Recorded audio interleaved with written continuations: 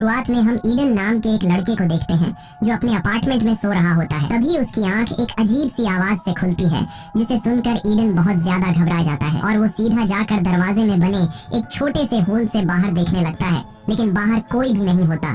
जिसके बाद ईडन आकर टीवी ऑन कर देता है, मगर टीवी पर सिग्नल नहीं आ रहे थे और स्क्रीन पर एक इमरजेंसी वार्निंग चल रही थी। ये देखकर ईडन को कुछ अजीब लगता है कि अचानक सिग्नल कैसे चले गए और ये इमरजेंसी वार्निंग क्यों आ रही है। वो ये सोच ही रहा होता है कि तभी उसे बाहर से लोगों के तेज चिल्लाने की आवाज आने लगती है। वो फौरन खिड़की की तरफ भागता है और जैसे ही वो अपनी बालकनी में पहुंचता है तो उसके होश उड़ जाते हैं। वो देखता है कि लोग यहाँ वहाँ भाग रहे हैं जैसे कुछ बड़ा होने जा रहा हो। ईडन को कुछ समझ नहीं आ रहा होता कि यह सब क्या चल रहा है और तभी वह देखता है कि एक हेलीकॉप्टर उसके पास वाली बिल्डिंग से टकराकर क्रैश हो गया है। ये देखकर ईडन के पैर तले जमीन खिसक जाती है और तभी उसकी नजर नीचे एक बच्ची पर पड़ती है जो भीड़ में शायद खो गई थी और अकेली खड़ी थी। ईडन उसे देखकर लोगों को उस बच्ची की मदद के लिए चिल्लाने लगता है, लेकिन अगले ही पल वो छोटी बच्ची अपने आसपास के लोगों पर हमला करना शुरू कर देती है और लोगों को काटने लगती है। ये देखकर ईडन समझ जाता है कि लोग ज़ॉम्बी बनते जा रहे हैं। डर के मारे ईडन जल्दी से बालकनी से निकलकर अपने अपार्टमेंट में घुस जाता है और तभी वहाँ एक आदमी ईडन के घर आता है, जिसे देखकर ईडन बहुत ज्यादा डर जाता है क्योंकि ईडन समझ रहा था कि यह भी ज़ॉम्बी है। दरअसल ये ईडन का पड़ोसी होता है और वह ईडन को बताता है कि डरो मत, मैं ज़ॉम्बी नहीं हूँ। वह कहता है कि मेरे सभी दोस्त ज़ॉम्बी बन गए हैं और उन्होंने मुझ पर हमला कर दिया था, लेकिन मैं उनसे खुद को बचाते हुए तुम्हारे घर में घुस गया। इसके बाद ईडन का पड़ोसी बाथरूम का पूछता है। ईडन उसे बाथरूम का रास्ता बता देता है और जब वह बाथरूम की तरफ जा रहा होता है तब ईडन उसकी गर्दन पर ज़ॉम्बी के काटने का निशान देख लेता है, जिसे देखकर ईडन समझ जाता है कि इसका पड़ोसी अब जल्द ही ज़ॉम्बी बनने वाला है। इसलिए ईडन अपनी सेफ्टी के लिए एक चाकू उठा लेता है। कुछ देर बाद ईडन का पड़ोसी बाथरूम से होकर आता है और वह ईडन के हाथ में चाकू देखकर समझ जाता है कि ईडन मुझे ज़ॉम्बी समझकर मारने वाला है। तब वह ईडन से कहता है कि देखो मैं ज़ॉम्बी नहीं हूँ। यह कहते ही उसकी आंखें बदलने लगती हैं और यह देखकर ईडन समझ जाता है कि इस पर वायरस का असर होने लगा है। तब ईडन अपने पड़ोसी से कहता है कि मेरे घर से निकलो, नहीं तो मैं तुम्हें मार दूंगा। अब न चाहते हुए भी ईडन का पड़ोसी उसके घर से निकल जाता है। जब ईडन दरवाजे के होल से देखता है तो वहाँ मौजूद ज़ॉम्बी ईडन के पड़ोसी पर टूट पड़ते हैं। यह देखकर ईडन बहुत ज्यादा घबरा जाता है और वह जल्दी से दरवाजे को अच्छी तरह से लॉक कर देता है। कुछ देर बाद जब थोड़ी शांति होती है तो वो न्यूज रिपोर्ट सुनता है जो इस इन्फेक्शन के बारे में बता रहे होते हैं। रिपोर्टर बताती है कि यह वायरस पूरे शहर में फैल चुका है, इसलिए जो कोई भी इस वायरस से इन्फेक्टेड नहीं हुआ है उसे चाहिए कि वह बाहर बिल्कुल भी न निकले और अपने घर की सभी खिड़कियां और दरवाजे बंद करके अपने घर में रहे। यहाँ ईडन अपनी फैमिली को कॉल करने की कोशिश करता है, लेकिन सारी लाइनें बिजी होती हैं।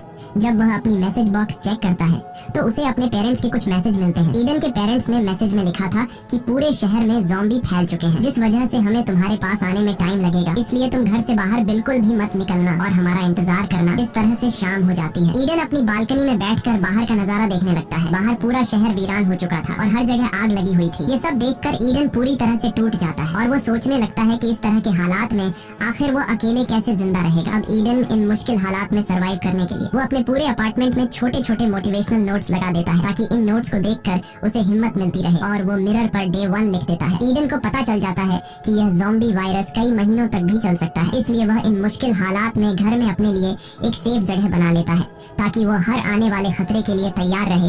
इस तरह से दिन गुजरते हैं और एक हफ्ता बीत जाता है। रात को वो अपने लैपटॉप पर अपनी एक वीडियो रिकॉर्ड करता है जिसमें वह बताता है कि इस बंद अपार्टमेंट में उसके दिन कैसे गुजर रहे हैं। साथ ही वो अपने पेरेंट्स को भी कॉल करने की कोशिश करता है, पर मोबाइल का सिग्नल काम नहीं कर रहा होता। वक्त के साथ साथ अब ईडन को अकेलापन महसूस होने लगता है और एक दिन जब उसे पता चलता है कि उसके किसी भी नल में पानी नहीं आ रहा है तो ये देखकर वह बहुत ज्यादा परेशान हो जाता है और ऊपर से ईडन के पास खाना भी काफी कम बचा था, इसलिए वह थोड़ा सा खाना खाकर गुजारा करने लगता है। ईडन ज़ॉम्बियों से घिरे हुए शहर के बीच में अकेला फंसा हुआ था। उसे कुछ खबर नहीं थी कि बाहर की दुनिया में क्या चल रहा है। एक दिन ईडन जब लैपटॉप में कुछ देख रहा होता है तभी उसे किसी की आहट सुनाई देती है। वो जल्दी से खुद की सेफ्टी के लिए एक बेसबॉल बैट ले लेता है और तभी हम देखते हैं कि छत में बने वेंटिलेशन के रास्ते से एक इन्फेक्टेड लड़की ईडन के अपार्टमेंट में कूद जाती है। यहाँ ईडन फौरन छिप जाता है और जब वह लड़की धीरे धीरे उसकी तरफ बढ़ रही होती है तब ईडन मौका देखकर पीछे से उस लड़की के सिर पर अटैक कर देता है, जिससे उसकी वहीं पर मौत हो जाती है।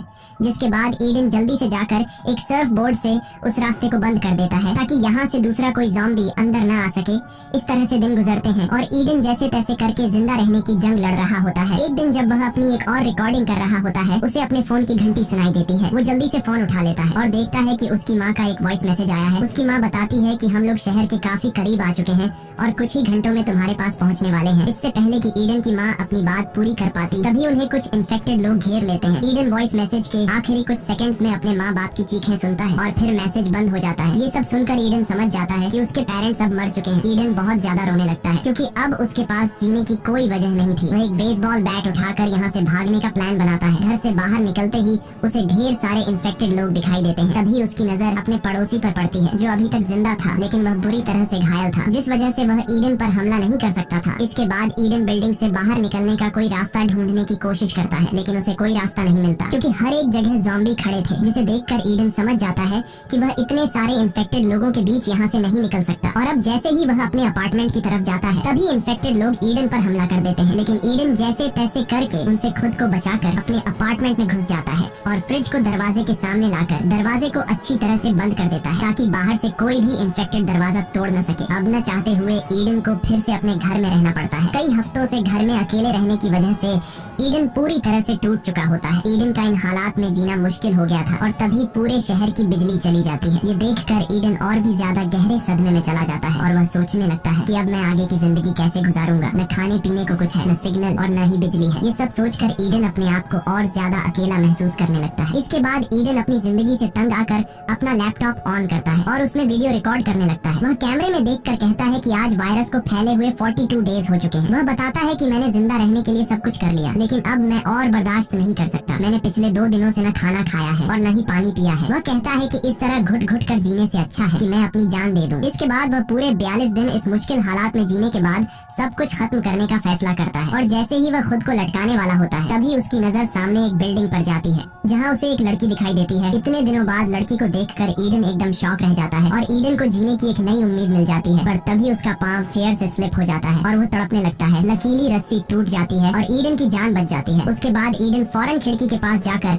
उस लड़की को गौर से देखने लगता है। एक जिंदा लड़की को देखकर उसे अपनी आंखों पर यकीन नहीं हो रहा था क्योंकि वह पिछले 42 दिनों बाद किसी इंसान को देख रहा था। तभी वो लड़की भी ईडन को देख लेती है, लेकिन वो लड़की जल्दी से विंडो का पर्दा बंद कर देती है क्योंकि वो उसे ज़ॉम्बी समझने लगी। अगले दिन ईडन खिड़की के पास जाता है जहाँ वह उस लड़की को फिर से देखता है। अब इससे पहले कि वह लड़की फिर से ईडन को ज़ॉम्बी समझकर छिप जाती, ईडन जल्दी से एक पेपर पर हाई लिखकर उसकी तरफ हाथ हिलाता है। ये देखकर वो लड़की समझ जाती है कि ईडन कोई ज़ॉम्बी नहीं बल्कि इंसान है और वो लड़की ये देखकर काफी खुश हो जाती है। उसके बाद ईडन एक पेपर के जरिए उस लड़की को अपना नाम बताता है। ये देखकर वो लड़की भी अपना नाम एवा बता देती है। एवा ईडन से पूछती है कि क्या तुम्हारे पास खाने पीने को कुछ है। तब ईडन उसे बताता है कि मेरे पास खाने को तो कुछ नहीं है, लेकिन पीने के लिए ढेर सारा पानी है। उसके बाद एवा देखती है कि उसके घर के दरवाजे के पास ज़ॉम्बी आ चुके हैं, जिस वजह से एवा पर्दा बंद करके जाने लगती है। लेकिन जाने से पहले ईडन पेपर पर लिखकर एवा से पूछता है कि क्या कल भी हम इस तरह से बात कर सकते हैं, जिस पर एवा हाँ में जवाब देकर वहाँ से चली जाती है। रात को ईडन को बहुत ज्यादा भूख लगती है और जब खाने को कुछ नहीं मिलता है तब ईडन टूथपेस्ट खाकर गुजारा करने लगता है। कुछ देर बाद तेज बारिश शुरू हो जाती है। तब ईडन बारिश का पानी स्टोर करने के लिए बाहर बर्तन रख देता है और खुद भी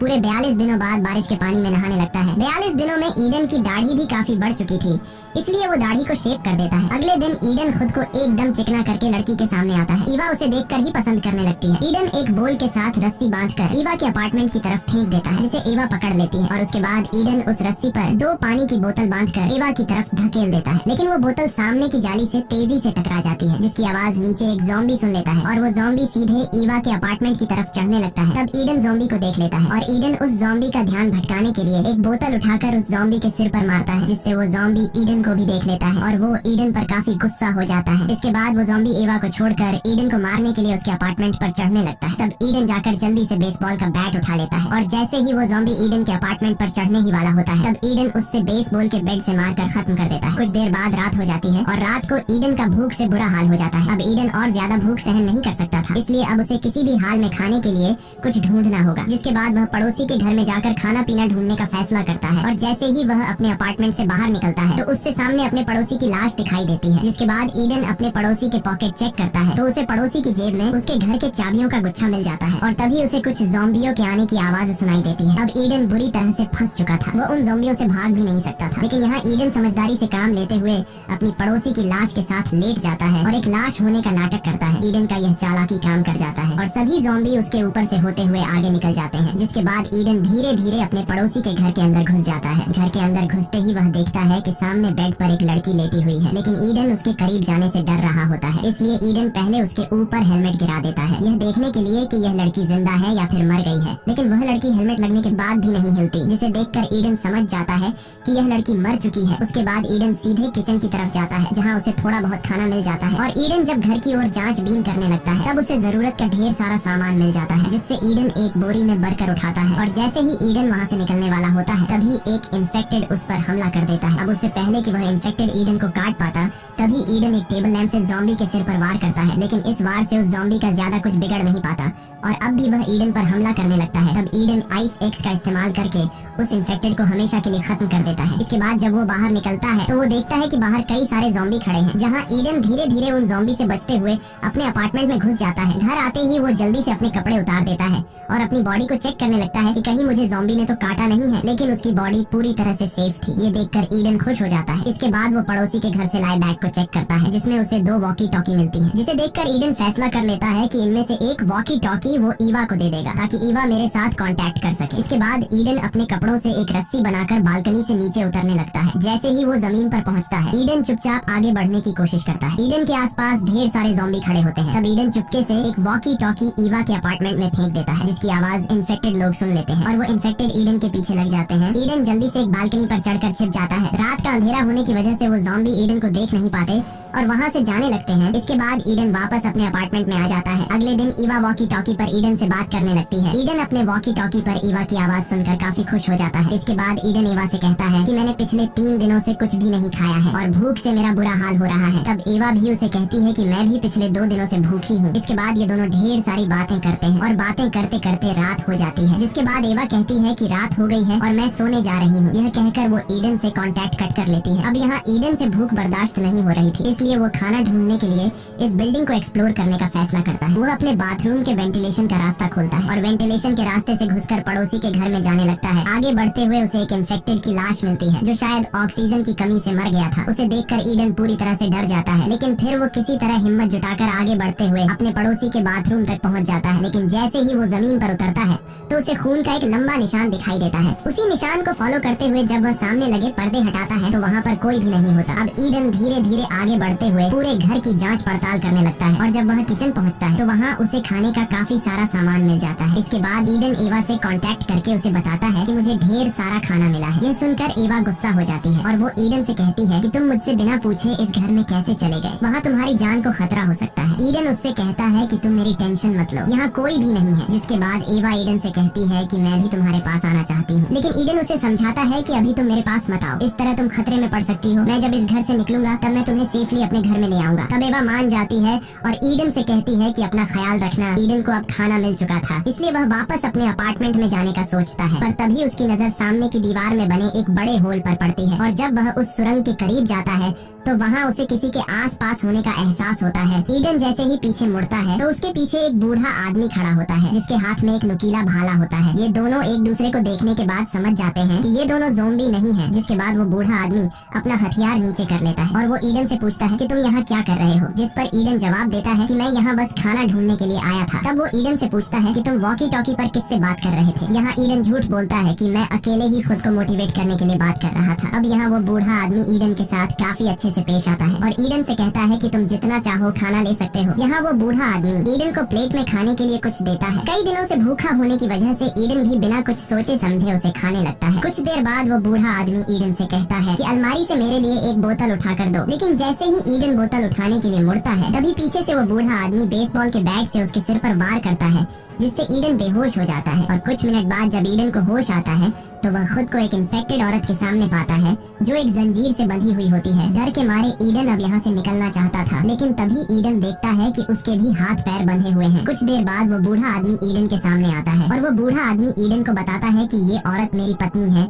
जो अब इन्फेक्टेड हो चुकी है। वो बूढ़ा आदमी कहता है कि मैं अपनी पत्नी से बहुत ज्यादा प्यार करता हूँ, जिसे मैं किसी भी कीमत पर खोना नहीं चाहता, और मेरी पत्नी 1 हफ्ते से भूखी है, लेकिन आज उसकी भूख मिटने वाली है, क्योंकि आज मैं तुम्हें उसका खाना बनाने वाला हूँ। जिसके बाद वो बूढ़ा आदमी ईडन को कुछ दवाइयाँ देता है और कहता है कि ये दवाई तुम खा लो, जिससे तुम्हारी बॉडी सुन्न हो जाएगी और मरते वक्त तुम्हें दर्द महसूस नहीं होगा। लेकिन ईडन ऐसा करने से साफ मना कर देता है और उस बूढ़े आदमी से कहता है कि तुम्हारी पत्नी इस तरह से जिंदा नहीं रह पाएगी और वह खुद मरने के लिए चिल्ला रही है, इसलिए तुम्हें चाहिए कि तुम अपनी बीवी को मारकर उसे इस नरक जैसी जिंदगी से आजादी दिलाओ। लेकिन उस बूढ़े आदमी की मेंटल कंडीशन ठीक नहीं थी, इसलिए वह ईडन से कहता है कि चुपचाप इस दवाई को खा लो, वरना मुझे तुम्हें बेहोश करने के और भी तरीके आते हैं। यहाँ ईडन इस दवाई को खाने से इनकार कर देता है, जिसके बाद वो बूढ़ा आदमी ईडन को बेहोश करने के लिए अपना औजार लेने जाता है। यहाँ ईडन समझ जाता है कि अगर मैंने अभी कुछ नहीं किया तो जल्द ही मैं मारा जाऊंगा। इसलिए वह जैसे तैसे करके खुद को छुड़ा लेता है और दरवाजे के पीछे छिप जाता है। अब जैसे ही वो बूढ़ा आदमी ईडन को मारने के लिए आता है, तब ईडन बड़ी चालाकी से उस बूढ़े आदमी को पकड़कर उसी की पत्नी के पास धकेल देता है, जिसके बाद उस बूढ़े आदमी की अपनी पत्नी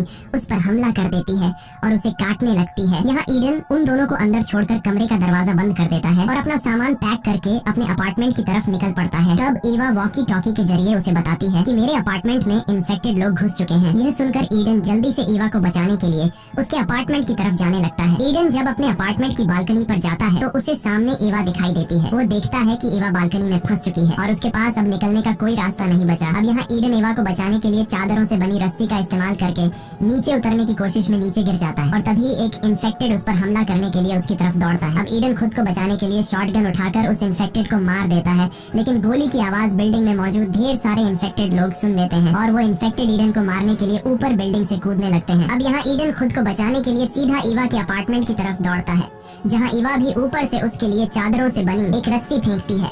ईडन अब इस रस्सी के सहारे ऊपर चढ़ने लगता है, लेकिन तभी एक इन्फेक्टेड भी उस रस्सी को पकड़कर ईडन के पीछे चढ़ने लगता है। अब यहाँ ईडन समझदारी से काम लेते हुए एक अपार्टमेंट की बालकनी में छलांग लगाता है और जल्दी से एक चाकू की मदद से रस्सी काट देता है, जिससे वह इन्फेक्टेड काफी ऊंचाई से नीचे गिरकर मर जाता है। अब यहाँ ईवा भी नीचे ईडन के पास कूद जाती है और अब ये दोनों मिल चुके थे। ईडन ईवा से कहता है कि यहाँ रहना ठीक नहीं है, अगर हम यहाँ रहे तो जल्दी ही इन्फेक्टेड हमें पकड़ लेंगे। जिसके बाद ये दोनों इस जगह से निकलने के लिए आगे बढ़ते हैं और ज़ॉम्बी से लड़ने के लिए तैयार हो जाते हैं। जब ये दोनों अपार्टमेंट के दरवाजे तक पहुँचते हैं, तब ये दोनों समझदारी से काम लेते हुए दरवाजा खोलकर दरवाजे के पीछे छिप जाते हैं। दरवाजा खुलते ही कुछ इन्फेक्टेड लोग उन्हें बिना देखे गुस्से में अपार्टमेंट के अंदर आ जाते हैं और ये दोनों मौके का फायदा उठाते हुए वहाँ से निकल जाते हैं। यहाँ ईडन इस अपार्टमेंट के दरवाजे का लॉक भी तोड़ देता है ताकि जो ज़ॉम्बी इन दोनों को मारने के लिए अपार्टमेंट के अंदर घुसे थे वे दोबारा उन्हें मारने के लिए बाहर न आ सके। अब ये लोग यहाँ से तो बचकर निकल जाते हैं, लेकिन रास्ते में एक और ज़ॉम्बी ईडन पर अटैक कर देता है। यहाँ इन दोनों के बीच काफी देर तक फाइट होती है और आखिर में ये दोनों सीढ़ियों से नीचे गिर जाते हैं। यहाँ एवा हिम्मत जुटाकर उस इन्फेक्टेड को मार देती है। अब ये दोनों फिर से अपने अपार्टमेंट की तरफ बढ़ने लगते हैं और रास्ते में कई इन्फेक्टेड को मार डालकर आगे बढ़ते हैं। अब ईडन अपने अपार्टमेंट के काफी करीब आ चुका होता है और जैसे ही ये दोनों अपने अपार्टमेंट में घुसने वाले होते हैं कि तभी पीछे से एक बहुत ही ताकतवर इन्फेक्टेड आ जाता है। यहाँ ईडन अपनी जान की परवाह किए बिना ईवा को अपार्टमेंट के अंदर कर देता है और खुद उस ताकतवर इन्फेक्टेड से लड़ने लगता है। कुछ देर बाद ईडन घबराते हुए अपार्टमेंट के अंदर आता है और दरवाजे को लॉक करके अलमारी को दरवाजे के सामने लगा देता है ताकि इन्फेक्टेड दरवाजा न तोड़ सके। अब यहाँ ईडन ईवा को खुद से दूर रहने के लिए कहता है